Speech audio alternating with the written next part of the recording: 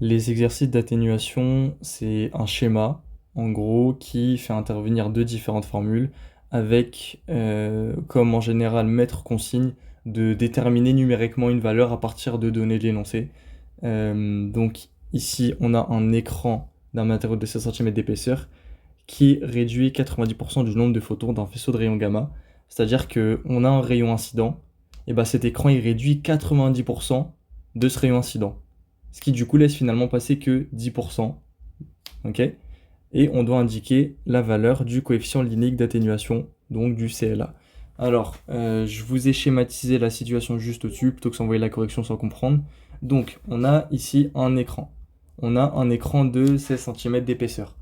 On a ici N0. N0, c'est le rayon AT0, c'est-à-dire avant qu'il soit atténué à travers cet écran. Et du coup, vous êtes tous d'accord pour dire qu'il y a 100% de ce que j'avais à la base, c'est-à-dire qu'il n'y a rien qui a été atténué, donc j'ai bien 100%. Et du coup, comme cet écran filtre 90%, il me restera finalement ici que 10%. Ok, il me restera que 10% de ce que j'avais à la base. Et à partir de ceci, je vais pouvoir écrire les différentes relations qui lient ces valeurs entre elles. La première qui va être n, donc c'est-à-dire ce qu'on a ici, n qui est égal à n0 multiplié par l'exponentielle de moins mu x. Qu'est-ce que ça veut dire? En fait, mu, c'est exactement ce qu'on cherche. C'est le CLA pour coefficient linéique d'atténuation.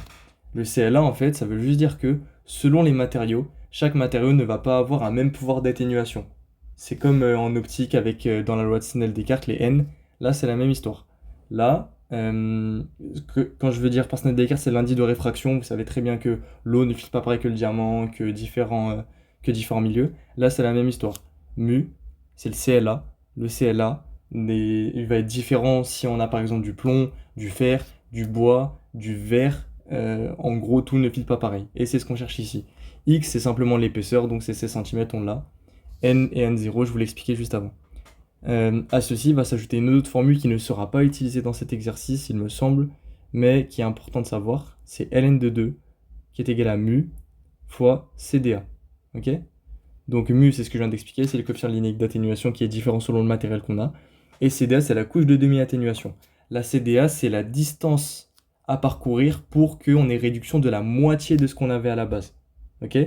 Par exemple, si on a une CDA de 2 cm, on avait 100 000 particules à la base, et bah tous les 2 cm, on va diviser par 2 du coup ce qu'on avait à la base. Ok? Donc ça c'est pour la CDA. Ça va pas être employé dans cet exercice, mais voilà, il faut savoir que ça existe. Nous, on va principalement s'intéresser à la formule du dessus. Voilà. Donc, en gros, on va juste isoler mu et voir si on peut le calculer. Donc, je réécris ma formule ici. Je vais avoir n qui est égal à n0 fois exponentielle de moins mu x. Donc, dans un premier temps, on va d'abord isoler les mu, tout ça. On va faire n sur n0 est égal à exponentielle de moins mu x. Et en fait, même si on n'a pas les valeurs numériques, ici, on peut lui donner une valeur au rapport n sur n0. Pourquoi? Parce que n, on sait que c'est 10% en fait de ce qu'on a, genre à la base, et n0 c'est la totalité, donc 100%. Ok? Donc vous pouvez mettre des valeurs numériques, au final on va retomber sur nos pattes parce que c'est des proportions qui sont gardées, 10%, 100%. Du coup en fait on peut juste écrire ça par 1 sur 100. Donc 1 sur 100. Excusez-moi, 10 sur 100. 10 sur 100 qui du coup est simplifiable en directement 1 dixième, on va pas se prendre la tête. Donc n sur n0 dans ce cas-là est égal à 1 dixième. Ok? Si on avait par exemple une réduction de 70%, on aurait une réduction du coup comme il reste que 30% à la fin, 30 sur 100, ça aurait fait 3 sur 10. Ok? C'est tout le temps comme ça, faut savoir En fait, la difficulté de cet exercice, c'est comprendre le rapport n sur n0 à chaque fois. Et du coup, dans notre cas là, ça fait bien 1 dixième. Pour annuler l'exponentielle, on va faire un logarithme népérien. Donc on va avoir ln de 1 sur 10 qui est égal à moins mu x. Voilà, je le rappelle, si on veut annuler un exponentiel, on vire l'exponentielle, on fait descendre ce qu'il y avait l'exposant et on met en ln l'autre partie. Ok. Donc on se retrouve avec ceci. Finalement, je vais donc avoir mu, enfin, ouais, on va dire mu, qui est égal à du coup ln de 1 sur 10, le tout divisé par x. Et on n'oublie pas le moins du coup parce que je l'ai fait passer de l'autre côté. Et en fait, du coup, on a juste à calculer ceci.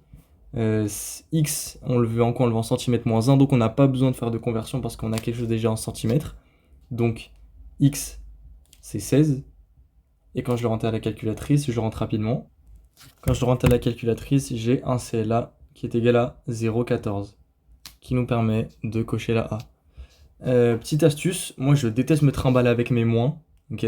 J'aime pas du tout me trimballer avec mes moins. Moi ce que je fais en général, c'est que quand je suis à ce niveau-là, le moins, je le fais directement passer de l'autre côté ici. Et il y a une propriété intéressante à propos du logarithme népérien, c'est que ln de A sur B, c'est égal à moins ln de B sur A. Ok, en gros, juste quand on a un moins, on inverse. Moins ln de B sur A, c'est égal à ln de A sur B.